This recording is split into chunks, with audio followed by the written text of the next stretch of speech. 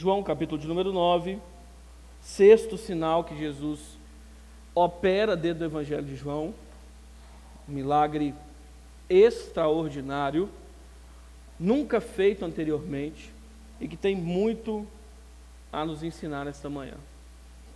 João capítulo de número 9, versículo 1, versículo 14, a palavra de Deus diz assim: Caminhando Jesus, viu um homem cego de nascença, e os seus discípulos perguntaram: Mestre, quem pecou, este ou seus pais, para que nascesse cego? Respondeu Jesus: Nem ele pecou, nem seus pais, mas foi para que se manifestem nele as obras de Deus. É necessário que façamos as obras daquele que me enviou enquanto é dia. A noite vem, quando ninguém pode trabalhar. Enquanto estou no mundo, sou a luz do mundo. Dito isto, cuspiu na terra, e tendo feito lodo com a saliva, aplicou-o aos olhos do cego, dizendo-lhe: Vai, lava-te no tanque de Siloé, que quer dizer enviado. Ele foi, lavou-se e voltou vendo. Então os vizinhos e os que dantes o conheciam de vista como mendigo perguntavam: Não é este o que estava sentado pedindo esmolas? Uns diziam: É ele. Outros: Não, mas se parece com ele. Ele mesmo, porém, dizia: Sou eu. Perguntaram-lhe, pois: Como te foram abertos os olhos? Respondeu ele: O homem chamado Jesus fez lodo, untou-me os olhos e disse-me: Vai ao tanque de Siloé e lava-te. Então fui, lavei-me e estou vendo. Disseram, pois: Onde está ele? Respondeu: Não sei. Levaram, pois, aos fariseus o que dantes fora cego, e era sábado, o dia em que Jesus fez o lodo e lhe abriu os olhos. Irmãos, a gente tem um costume de ler o Evangelho de João, e em todas as menções que o evangelista faz a respeito da classe farisaica, dos fariseus, a gente sempre tem o hábito de ler esses fariseus como os grandes inimigos da fé. Nós sempre olhamos para os fariseus como o oposto daquilo que nós somos. Só que a proposta do evangelista não é que você leia este relato entendendo que os fariseus são o oposto daquilo que você é. Na verdade, toda a narrativa é construída para nos colocar sempre em posição de identificação, tanto com os discípulos de Jesus, com o cego de nascença, com os fariseus, com os vizinhos do cego, com os pais do cego, para que a gente entenda que nós todos estamos em uma condição de cegueira. Todos nós precisamos de um grande e poderoso milagre da parte de Jesus, que Ele venha e abra os nossos olhos, quer seja para nos fazer enxergar de maneira correta aquele que pode nos salvar, ou nos fazer enxergar de maneira correta a vida religiosa que nós vivemos e a distância que nós temos, estamos distantes do Evangelho do Senhor Jesus Cristo.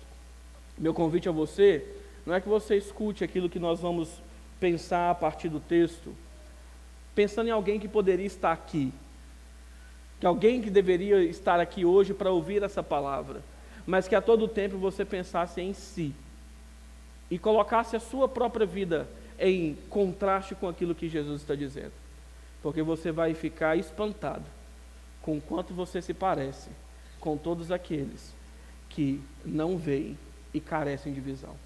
O texto começa dizendo que Jesus ele está caminhando. Nós vimos no texto passado que Jesus está ali entre algumas festas. E no seu caminhar, ainda provavelmente em Jerusalém, o texto é muito específico de dizer que Jesus ele vê um homem. Jesus, no meio de uma grande multidão de pessoas, e que provavelmente estava em Jerusalém, você sabe muito bem que todo o contexto religioso, festivo de Jerusalém, trazia muitas pessoas. todas as tribos de Israel. Aqui no caso, as tribos de Israel já não tinham mais a mesma configuração como tinham no Antigo Testamento, mas ainda assim, as pessoas que estavam espalhadas pela terra de Israel vinham até Jerusalém para comemorar as festas, para cultuar o Senhor. Então a cidade está cheia, lotada de gente. Só que o texto diz que Jesus vê uma pessoa em específico. Jesus olha no meio daquele grande fluxo de gente e encontra um cego de nascença. Só que nesse momento onde Jesus vê o cego de nascença, o texto diz que Jesus ouve um questionamento. Seus discípulos chegam até ele e perguntam: Senhor, mestre, Rabi, quem pecou? Ele, ainda no ventre de sua mãe, ou seus pais? Porque a gente sabe que, de acordo com a lei, Deus é aquele que visita a iniquidade dos pais nos filhos há várias gerações. Nós sabemos que não é possível que alguém seja alvo de uma grande maldição, como nascer sem enxergar, seja sem algum pecado específico, quer seja dele no ventre de sua mãe ou dos seus próprios pais, que fizeram alguma coisa errada e agora esse filho é castigado por tal pecado. E o que o autor está querendo que a gente pense é que existe um grande contraste aqui entre a postura de Jesus e a postura dos seus discípulos. Seus discípulos estão completamente cegos, cegos com o outro e com a dor do outro, cego com a miséria e com a mazela do outro.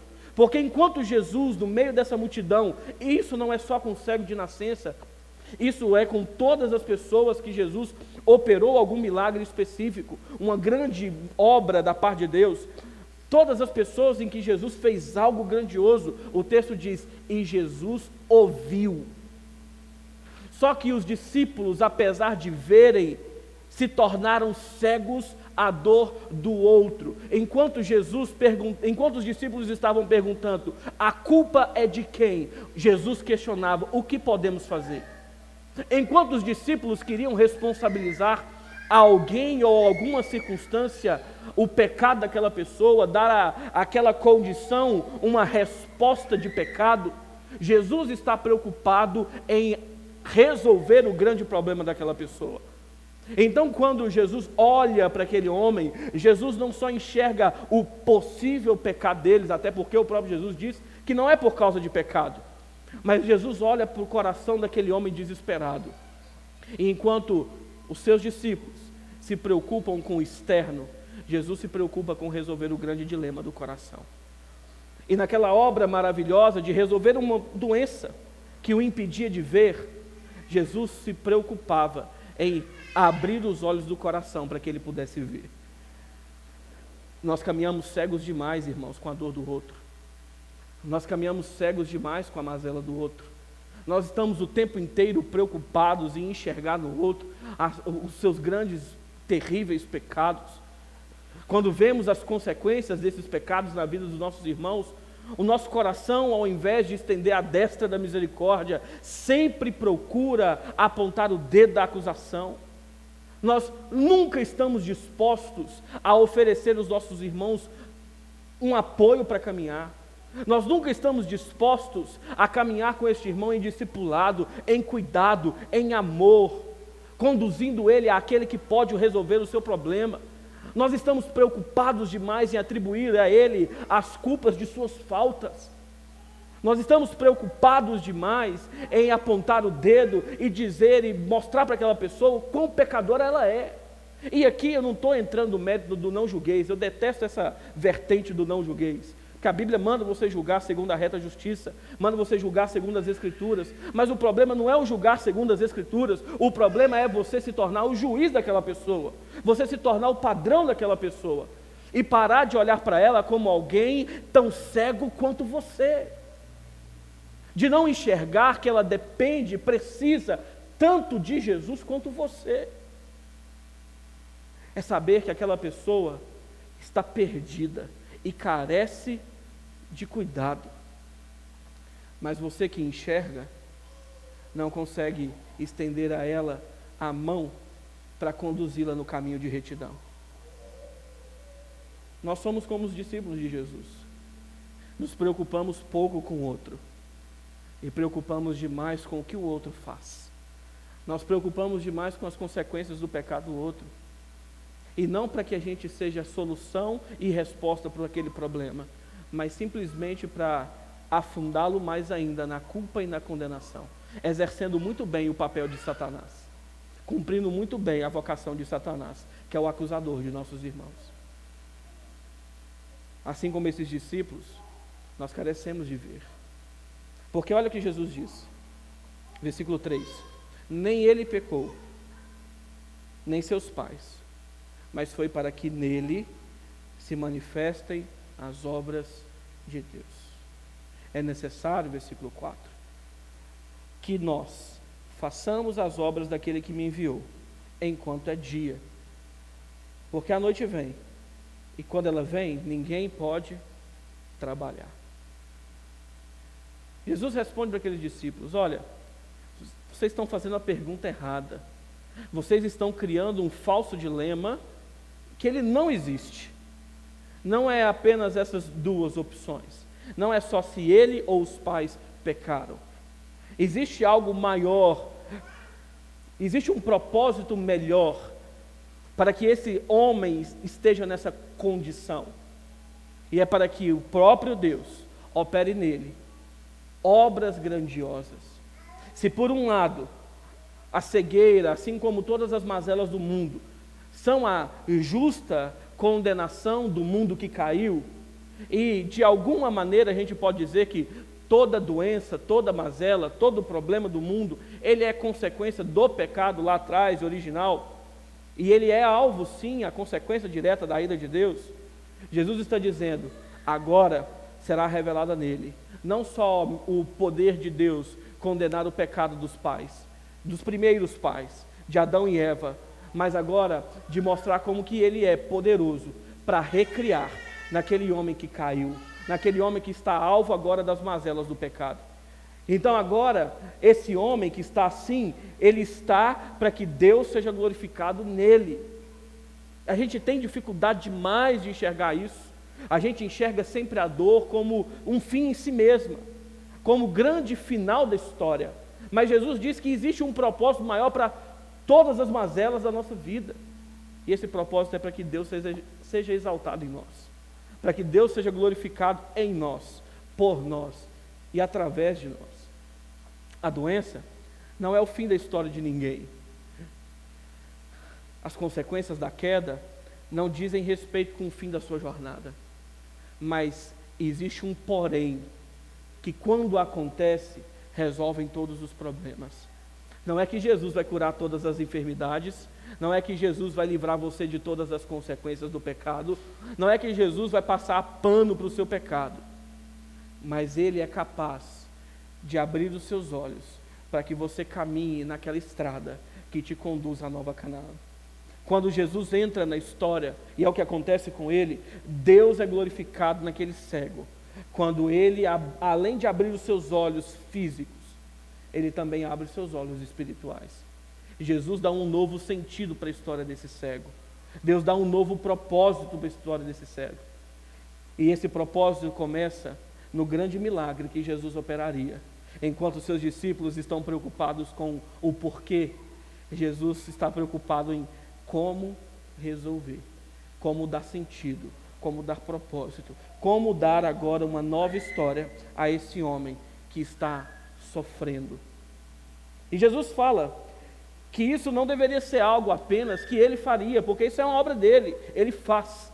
Mas Jesus chama consigo todos os seus discípulos.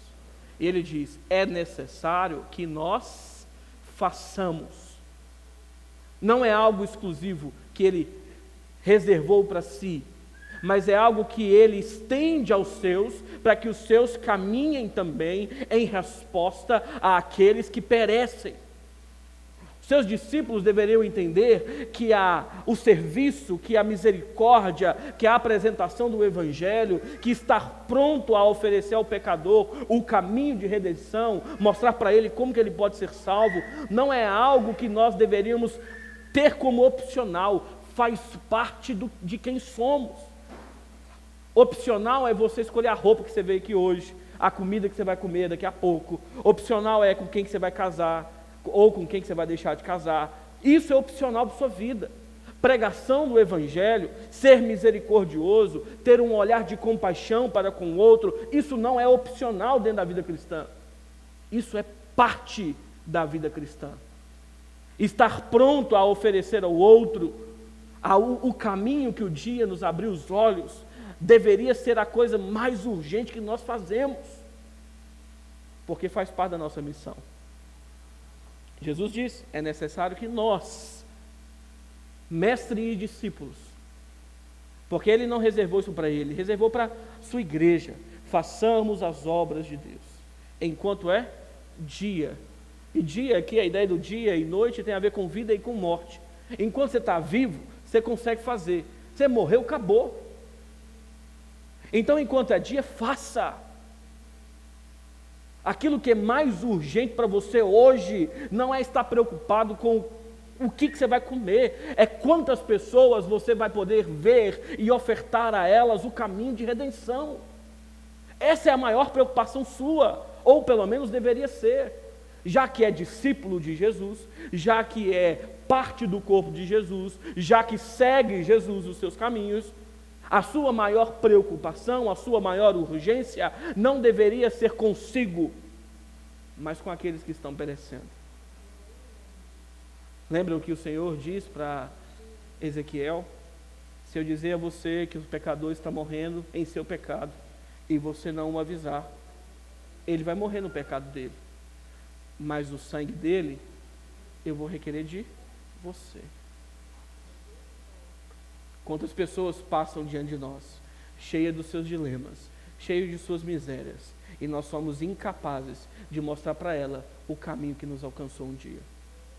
Quantas pessoas a gente perde oportunidade, perde tempo, a gente fala tanta bobagem um com o outro, a gente fala tanta bobagem com as pessoas que passam ao nosso lado, a gente está tão preocupado em fazer aquele meia-culpa, porque a gente está preocupado demais com continuar amigo ou ter aquela pessoa por perto, que a gente se esquece que se a gente amasse de fato, a gente olharia para ela como Jesus olhou para esse cego e demonstraria para ele a grandeza de Deus, que pode não só trazer cura para as enfermidades, mas pode recriar um homem que estava morto em seus delitos e pecados.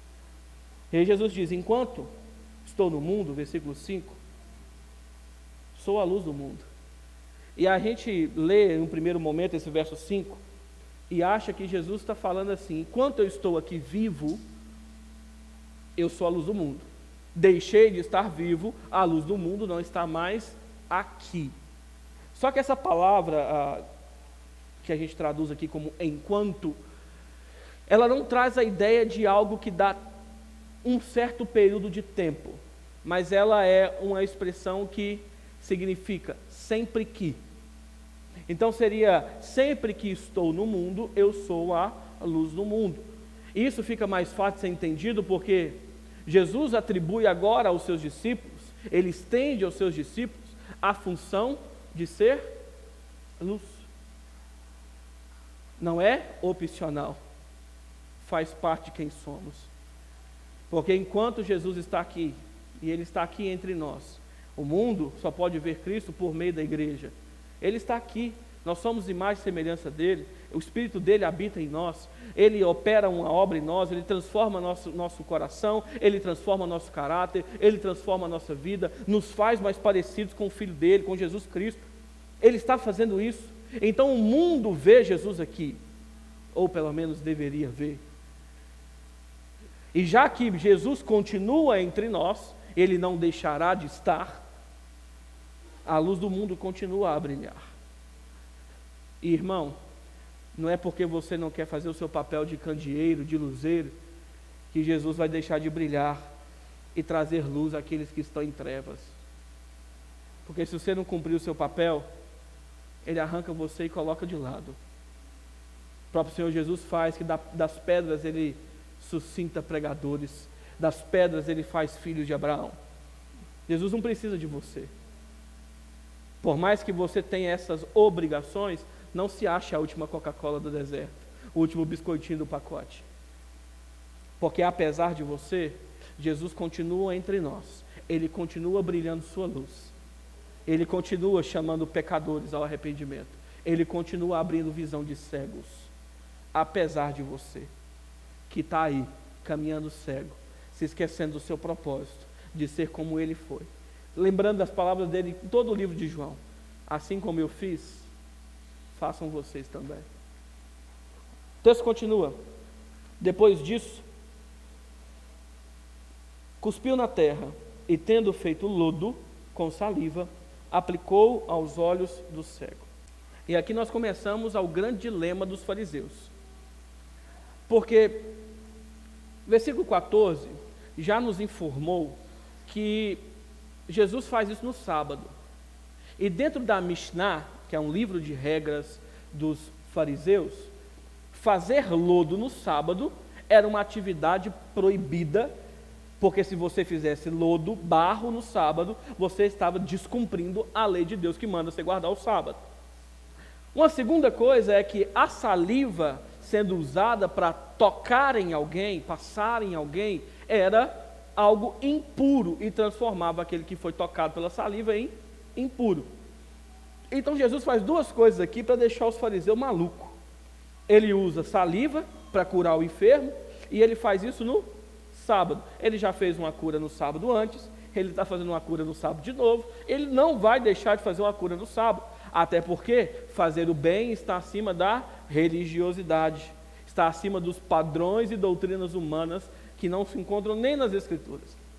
Então Jesus pega esse cuspe, essa saliva, faz ali um lodo com o pó da terra, e se você é um leitor das Escrituras atento, você já fez conexão desse texto com outro texto, que fala sobre Deus fazer algo com o pó da terra, e ele diz, vai e lava no tanque de Siloé. E olha que coisa curiosa, se você quer dar visão a alguém, você vai encobrir os seus olhos ou fechar os seus olhos?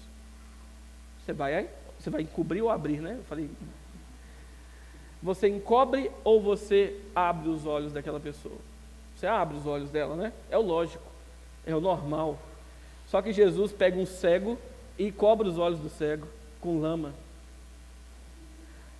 Porque Jesus está querendo mostrar que Ele faz de fato coisas impensáveis. Se na criação Ele está chamando as coisas à existência a partir do nada, sendo aquele por meio de quem todas as coisas vieram a existir, agora Jesus está falando assim, nessa nova criação, eu tomo do pó e refaço aquilo que não existia. Eu trago vida àquilo que estava morto. Eu trago visão àquilo que não enxerga. Eu trago saúde àqueles que estão em mazelas. Eu trago riqueza àqueles que são pobres. Eu faço aquilo que é impossível diante dos homens. Então ele pega esse cuspe, esse lodo, esse barro, tampa os olhos e fala, agora vai e lava-te. Lá no tanque de Siloé, lá no tanque do enviado. A gente não sabe qual dos dois tanques, né, que a gente está falando aqui, que tinha em Jerusalém, com esse mesmo nome, mas ele vai. E Jesus faz igualzinho o profeta faz, quando manda Naamã se lavar 7 vezes no rio, para remover a sua impureza. Jesus manda ele se lavar, afinal de contas, só há possibilidade de enxergarmos, voltarmos a ter visão espiritual, voltarmos a ter propósito, sentido, ter vida, se uma vez nós passarmos pela lavagem do Espírito de Deus. Ali é uma figura muito clara, muito específica, de que só há possibilidade de nova vida, de nova visão, se nós formos lavados por Deus, em obediência, cumprirmos tudo aquilo que Ele nos ordena. Porque esse homem não precisava acreditar nas palavras de Jesus.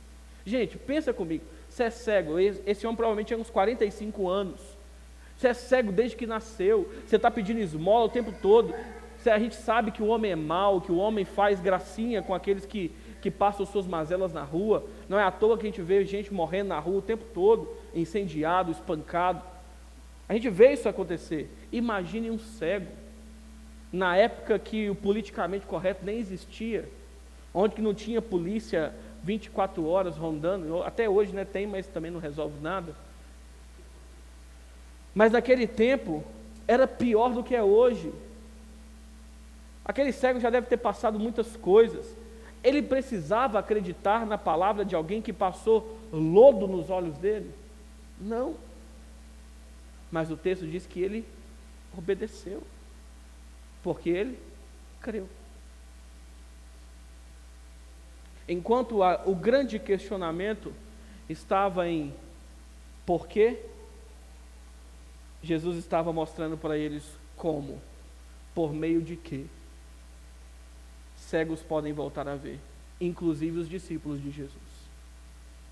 É quando eles entregam seu coração ao Mestre e diz: faz de novo, refaz aquilo que está quebrado, coloca no lugar aquilo que não existe, faz comigo aquilo que eu mesmo não posso fazer. E aí o texto continua, que ele foi até aquele tanque, se lavou, e ele voltou do tanque vendo. Quando ele volta vendo, os vizinhos também começam a ficar meio muriçado. Não é este aquele rapaz que desde novo era cego e pedia esmolas? Como é possível que um cego de nascença esteja vendo? Como é possível que este homem, que este pedinte, esteja diante de nós, enxergando cores, enxergando pessoas, podendo dar detalhes daquilo que vê? Quem é que fez isso? E eles perguntam, versículo 10, como te foram abertos os olhos? E ele respondeu: o homem chamado Jesus fez lodo, untou-me os olhos e disse-me: vai ao tanque de Siloé e lava-te. Então eu fui, lavei-me e estou vendo. Aquele homem, irmãos, quando questionado, poderia simplesmente ter respondido: não sei. Mas o coração dele está tão alegre, o coração dele está tão grato, que a primeira coisa que ele faz é dizer: o homem chamado Jesus. Esse homem sabe quem é Jesus, ele sabe que os fariseus perseguem Jesus, ele sabe que existem sérias consequências por aqueles judeus que falarem e crerem no nome desse Jesus. Ele sabe dos perigos de falar abertamente em nome de Jesus, mas para ele tanto faz, para ele pouco importa. O que importa é que esse Jesus fez nele algo absurdamente maravilhoso, que ele não consegue guardar para si.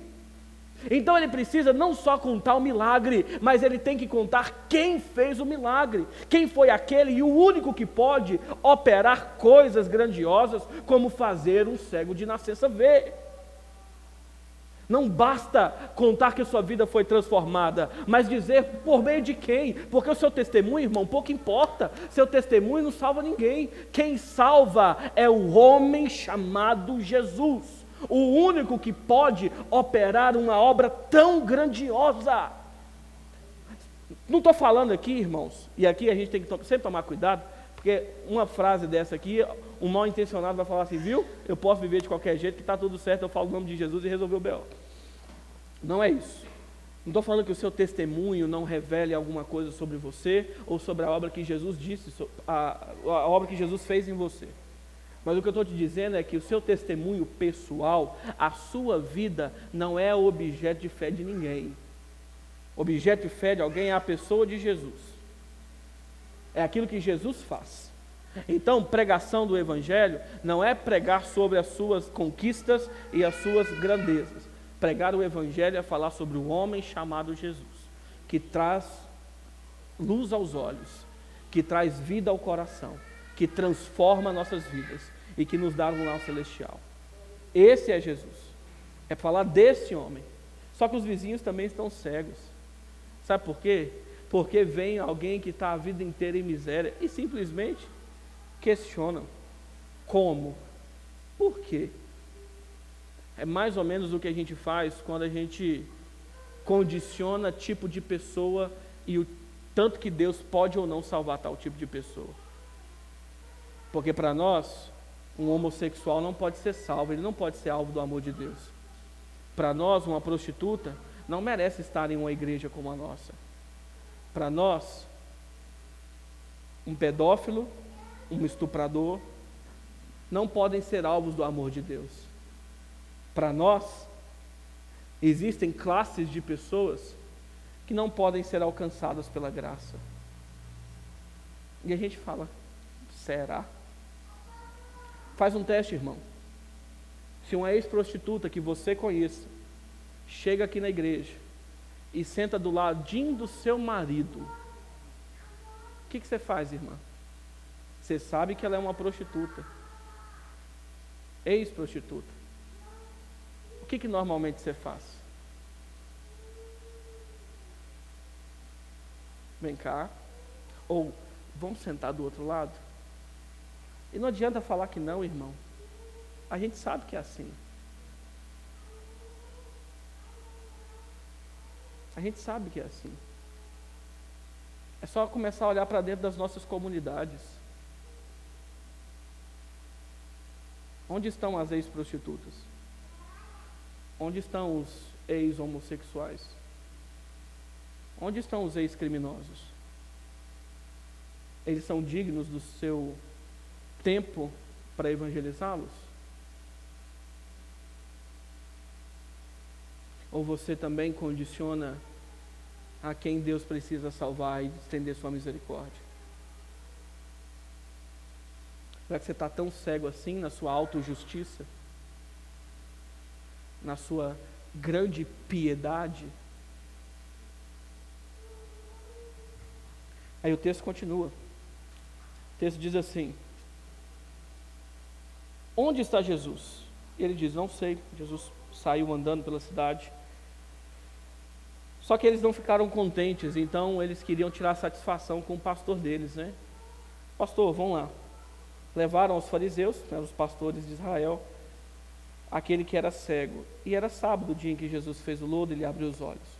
Então, versículo 15, os fariseus, por sua vez, lhe perguntaram como chegar a ver. Ao que lhes respondeu, aplicou lodo aos meus olhos, lavei-me e estou vendo. Por isso, alguns dos fariseus diziam, esse homem não é de Deus, porque não guarda o sábado. Diziam os outros, como pode um homem pecador fazer tamanhos sinais? E houve dissensão entre eles. De novo perguntaram ao cego, que dizes tu a respeito dele, visto que te abriu os olhos? E o cego responde, que ele é profeta. Não acreditaram os judeus que ele fora cego, e que agora via, enquanto não lhe chamaram os pais. Aqueles vizinhos então pegam esse homem, levam esse homem até os fariseus e falam assim, esse homem era cego de nascença, a gente conhece, a gente já deu dinheiro para ele, ele já pediu muita coisa, já recebeu muita coisa da gente, a gente conhece ele. Só que agora ele vê. Agora ele está vendo. E a primeira coisa que os fariseus questionam é, por quê? Como? Até porque é mais importante eu questionar o como do que glorificar a Deus por um cego que não via e agora vê. É mais fácil eu questionar do que me alegrar com aquele que foi alcançado por Jesus e transformado por Jesus. É mais fácil eu, na minha legalidade, no meu legalismo, na minha religiosidade, querer entender como aconteceu do que glorificar antes a Deus por aquela obra que Ele operou. E os fariseus fazem exatamente isso. E quando eles ouvem que foi Jesus quem transformou aquele cego, que deu vida àquele cego, eles diziam, impossível. Porque primeiro, ele fez isso no sábado. E como pode um transgressor da lei operar maravilhas da parte de Deus? Como pode ele fazer barro no sábado? Segundo as leis da Mishnah, não as leis da Escritura, mas as leis que nós estabelecemos, Como pode ele, não cumprindo o padrão teológico, social que nós estabelecemos, como pode ele, não sendo o padrão perfeito da minha religião, fazer algo desse tamanho e atribuir a Deus? Só que agora Jesus começa a confundir esses homens. Porque enquanto uns questionam sua obra no sábado, outros dizem: é impossível que um pecador faça algo desse tamanho. Como pode um pecador, versículo de número 16, fazer tamanhos sinais? Jesus confunde a religiosidade, irmãos. E essa é uma das grandes glórias do Evangelho. Sabe por quê? Porque enquanto a gente vive achando que enquanto a gente fica iludido nas nossas grandes conquistas e no nosso grande saber, Deus chama aqueles que não são para confundir os que são. E quando Ele chama esse cego, Ele chama exatamente alguém que nunca foi, para confundir um monte de gente que acha que é. Para fazer a grande casta sacerdotal, farisaica, santíssima, religiosa, detentora do saber e dos dogmas da religião, começarem a perceber que as coisas não funcionam como eles querem que funcione. Então Jesus pega um cego, faz o ver. Alguém que não conhece a lei como eles conheciam, alguém que não tem educação formal, para começar a trazer ao meio desses grandes doutores da lei confusão sobre quem de fato é esse que está operando milagres e sinais entre os judeus do seu tempo.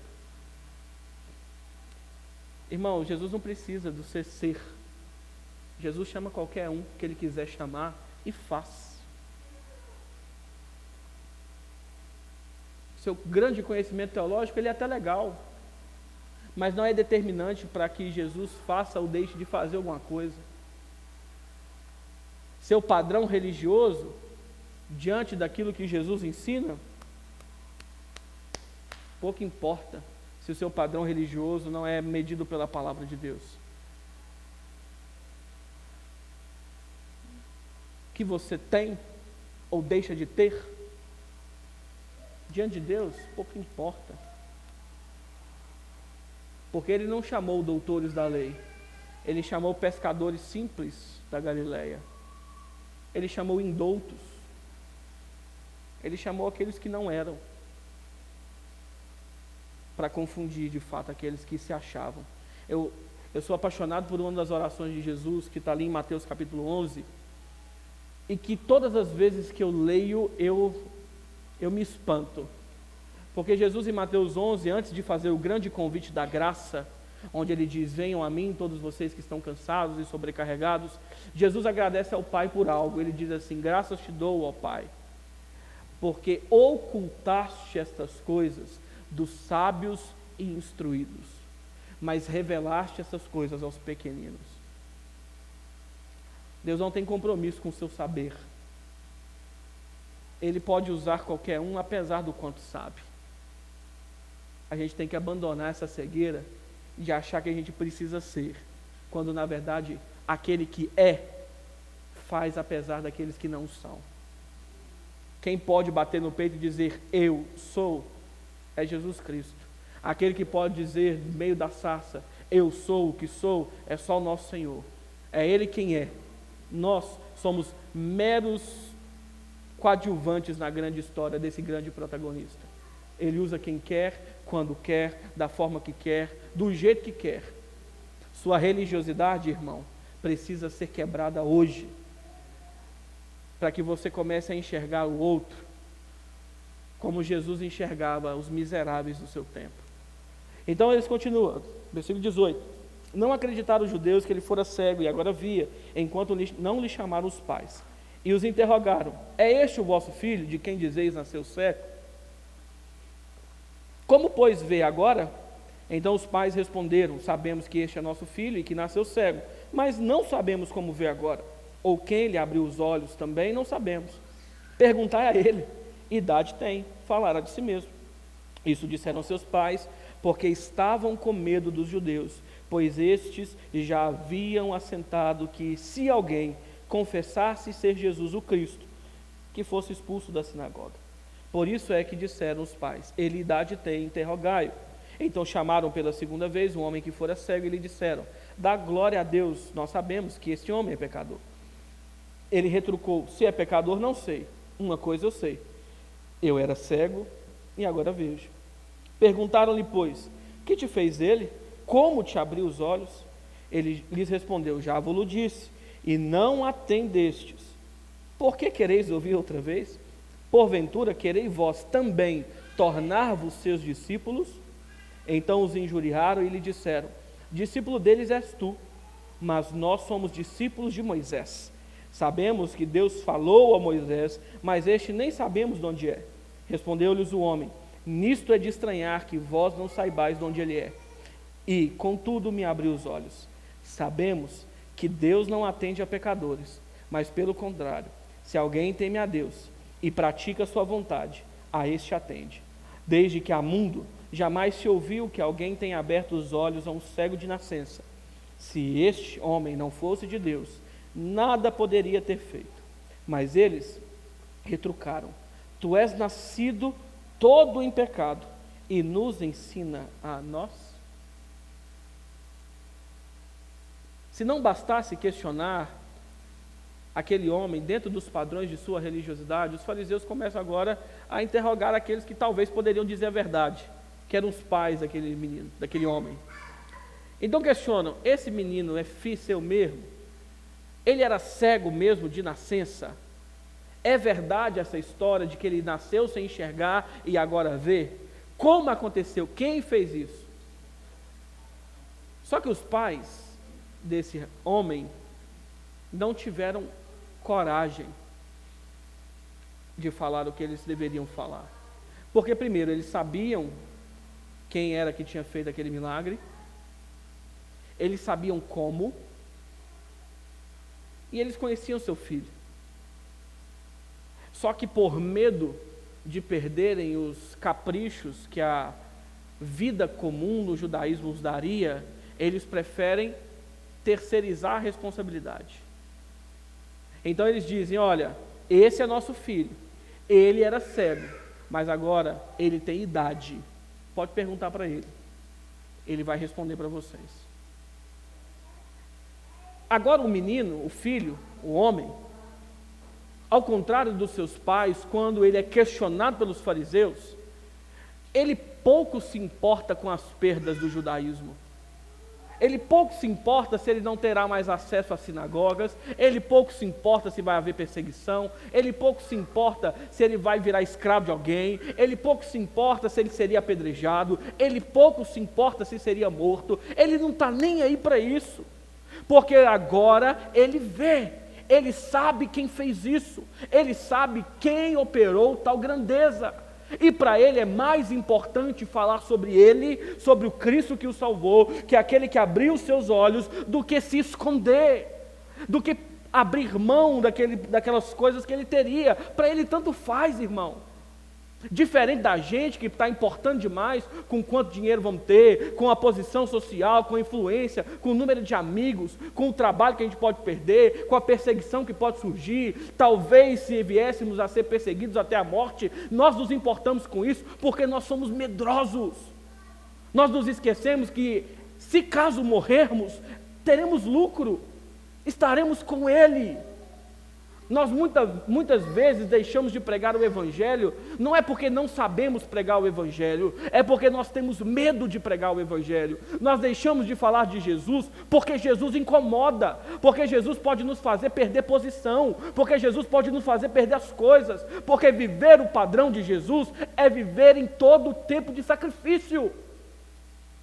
Mas aí você prefere ter os seus prazeres e as suas vontades satisfeitas, né? É bom ter um trabalho. E tudo bem ter o trabalho, mas aí o seu trabalho te coloca em posição de negociar e negligenciar e negar o seu Cristo, e para você está tudo bem, porque afinal de contas, Jesus quer o meu bem, Ele quer que eu me sinta legal, Ele quer me dar satisfação. E como eu já disse várias vezes, irmão, Deus não está nem um pouquinho preocupado com o seu bem-estar.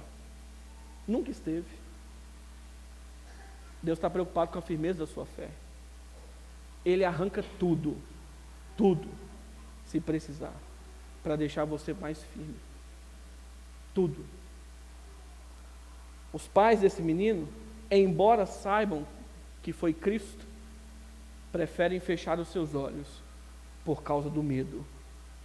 Assim como você, assim como eu, que temos a grande resposta para o mundo, mas preferimos fechar nossos olhos, calar a nossa boca, porque senão a gente vai perder aquilo pelo qual nós tanto lutamos. E a gente começa a fazer que nem os fariseus. A gente começa a falar, se eu fizer por esse caminho, não tem problema. Se eu fizer dessa forma, está tudo certo. O que importa é eu conseguir. Tudo é negociável. Tudo pode ser feito dentro da minha cegueira religiosa.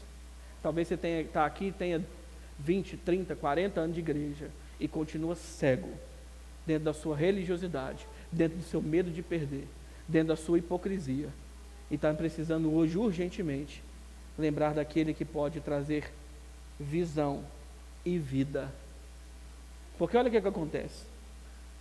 Os fariseus são doutores da lei. Eles enxergam. Só que eles se fazem cegos. E é assim que Jesus vai os definir. E é necessário que um homem que era cego e passa a ver, ensine para eles sobre Jesus. Só que eles não têm argumentos contra esse homem. Eles não têm argumentos contra aquele que não é, contra o cego de nascença. Nisto, versículo 30, é de estranhar que vocês não saibam de onde ele é. Contudo, ele me abriu os olhos. Sabemos que Deus não atende a pecadores. Pelo contrário, se alguém teme a Deus e pratica a sua vontade, a este atende. Desde que há mundo, jamais se ouviu que alguém tenha aberto os olhos de um cego de nascença. Se esse homem não fosse de Deus, nada poderia ter feito.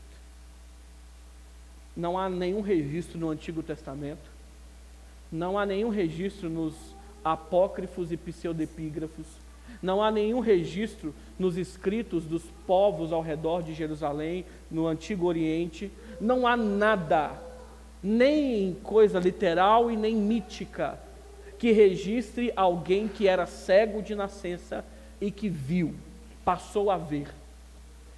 E esse homem sabe disso, ele sabe dessa realidade, então ele diz, é impossível que alguém tenha me dado olhos, porque o que Jesus fez, irmão, não é abrir algo que estava ali, Jesus criou algo que não existia ali, Jesus fez uma nova criação em um ser corrompido e manchado pelo pecado.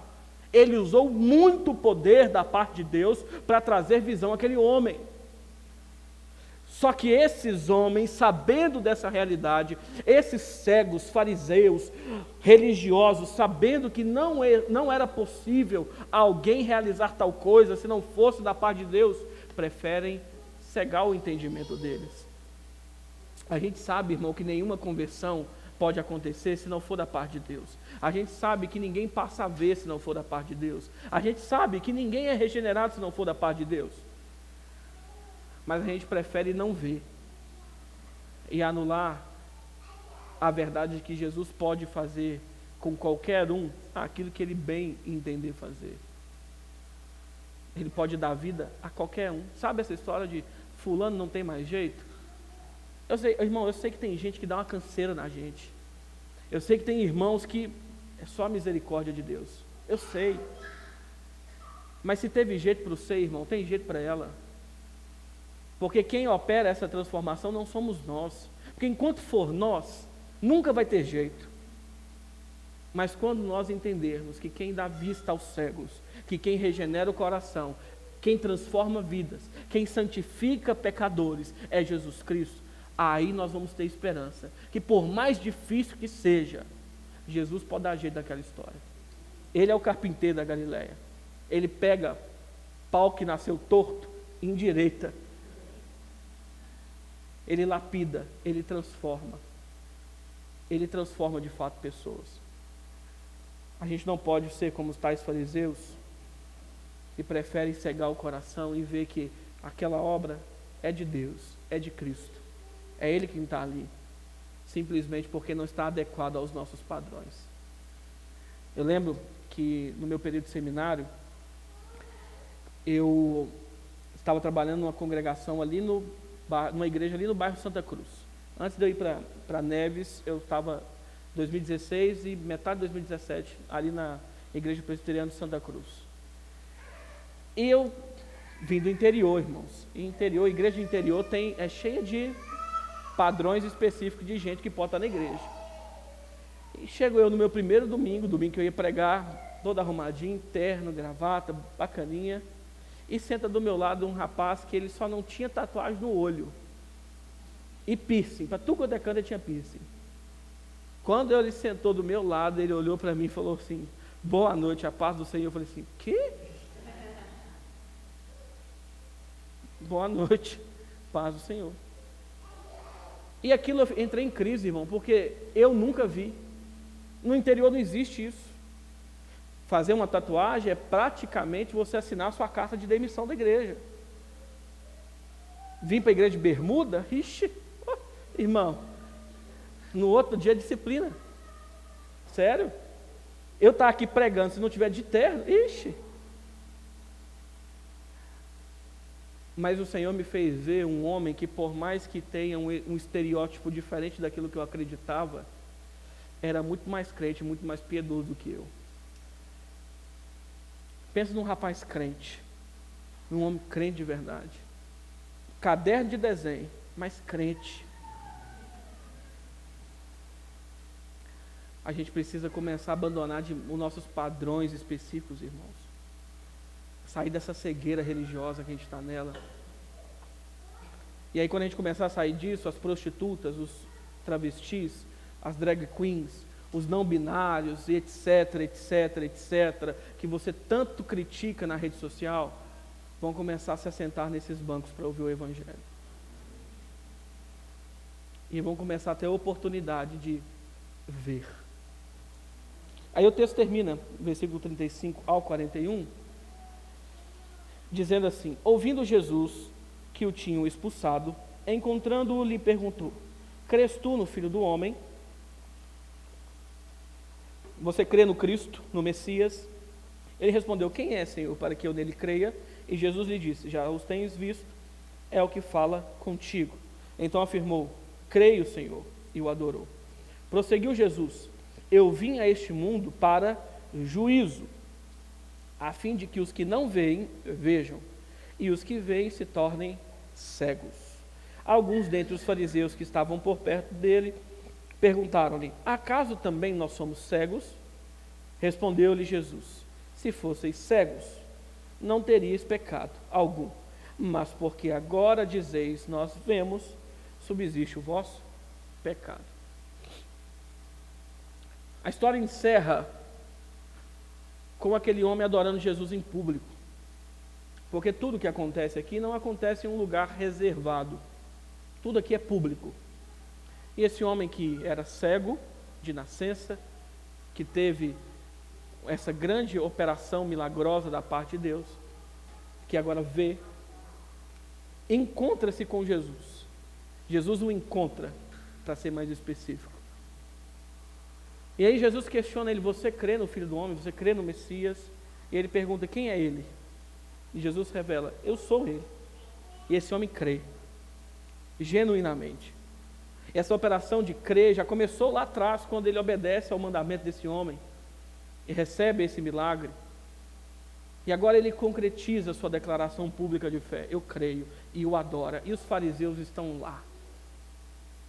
E aí Jesus diz: olha, eu vim no mundo como juiz desse mundo. Eu vim para julgar o mundo. Sim, ele veio e amou o mundo, amou de tal maneira que deu seu Filho, para que todo aquele que nele crê não pereça. Sim, ele veio para estender aos ofensores a destra de perdão. Ele veio para se sacrificar em favor do seu povo, mas também ele veio como juiz de toda a terra. E quando Jesus chega duas coisas podem acontecer. Ele pode nos fazer ver, ou pode nos cegar mais uma vez.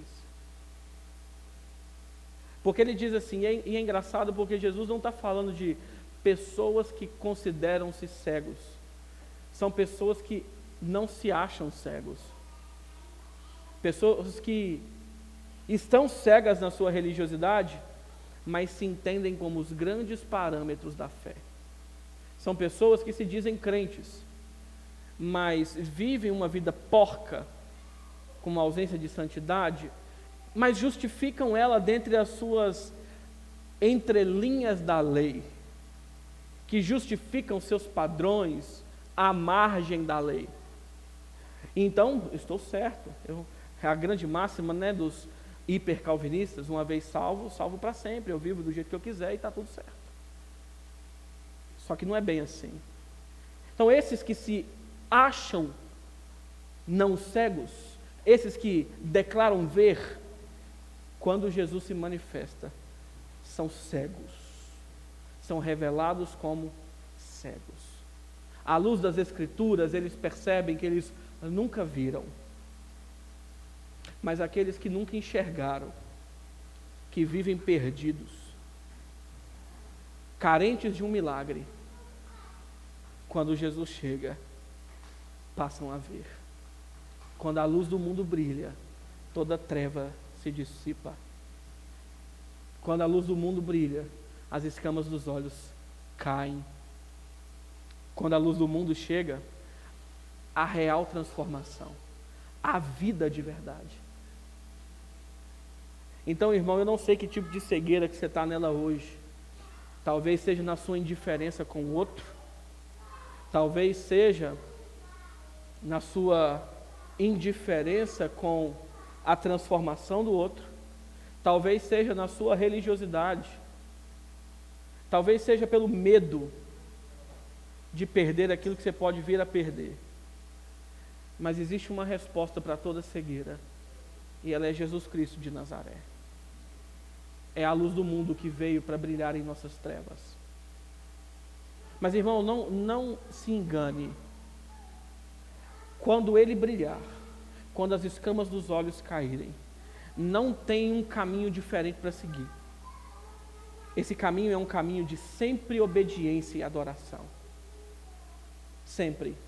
O cego, quando passou a ouvir as palavras de Jesus que o ordenava fazer, obedeceu. Diante dos seus acusadores, obedeceu. Diante da pessoa de Cristo, se prostrou e adorou. E talvez você está aqui, e aí você chegou aqui ao final e... Não, eu não sou cego, eu estou vendo muito bem. Mas você não obedece e não adora. E adoração é muito mais do que isso aqui. Adoração, ela é vida. Culto é vida. Não é isso que Paulo vai dizer em Romanos capítulo 12, versículo 1 e 2? Que o nosso culto racional é a entrega da nossa vida por sacrifício vivo, santo e agradável a Deus. Não adianta sair daqui, levantar a mão, cantar que Ele é o Cordeiro que morreu pelos nossos pecados e voltar para sua casa e viver no mar de pecados que você vivia anteriormente. Não adianta. É necessário uma resposta de obediência urgente. É necessário uma resposta de arrependimento agora. Porque pode ser que o dia se passe e a noite chega e a sua oportunidade se foi. E aí, quando você achar que você vai viver naquele lugar onde não há sol, porque a luz do mundo está lá brilhando diante de nós, você acha que você vai estar ali, você vai descobrir que, na verdade, seu lar é um lar de densas e terríveis trevas. Quando a luz do mundo chega, as coisas mudam. Quando Deus dá visão aos cegos, a vida transforma em obediência e adoração. E a pergunta que nos fica é: será que nós já passamos a ver? Será que as escamas dos nossos olhos já caíram? Será que Ele já transformou cada um de nós? Se sim, porque ainda somos indiferentes com a dor do outro? Por que ainda nós estabelecemos padrões de quem Deus pode ou não pode transformar? Por que nós ainda estamos moldando pessoas, vendo pessoas a partir da nossa religiosidade? Por que ainda nós não obedecemos e adoramos? Se nós de fato vemos, por que fazemos todas essas coisas? Vamos orar? Curva sua cabeça.